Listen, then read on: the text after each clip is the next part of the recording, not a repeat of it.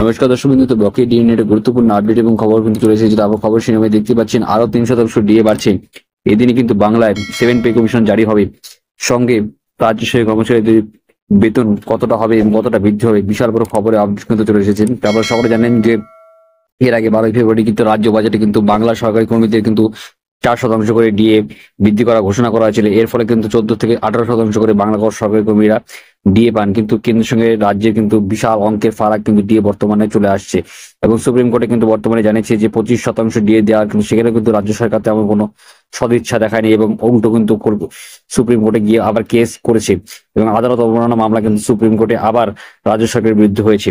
দেখেন থেকে ধারণা করা যাচ্ছে খুব শীঘ্রই কিন্তু একটা ডিএ কিন্তু ঘোষণা করা হতে পারে, কারণ রাজ্য সরকারও জানে তারা কিন্তু সুপ্রিম কোর্টে হাঁটতে চলেছে এবং তাদেরকে রাজ্য সরকার কর্মচারীদের কিছুটা শান্ত করার লক্ষ্যেও তারা কিন্তু 3% ডিএ আবার ঘোষণা করতে চলেছে এবং 7 পে কমিশন কিন্তু জারি হওয়ার সম্ভাবনা রয়েছে। বাংলায় কিন্তু আবার নতুন করে সম্ভাবনা কিন্তু প্রবল রয়েছে, চালু হওয়ার সম্ভাবনা কিন্তু, এবং এই তারিখ কিন্তু খুব শীঘ্রই কিন্তু জানানো হবে। তো সরকারি কর্মীদের কিন্তু একটি ভারী অংশের কিন্তু বেতন, অনেকটা অংশের বেতন কিন্তু আপনাদের বাড়তে চলেছে। তো আশা করছি আজকে ভালো হয়েছে, লাইক করবে, শেয়ার করবে, চ্যানেল সাবস্ক্রাইব করে পাশে বেল আইকনটা অবশ্যই প্রেস করে দিন। জয় হিন্দ, বন্দে মাতরম।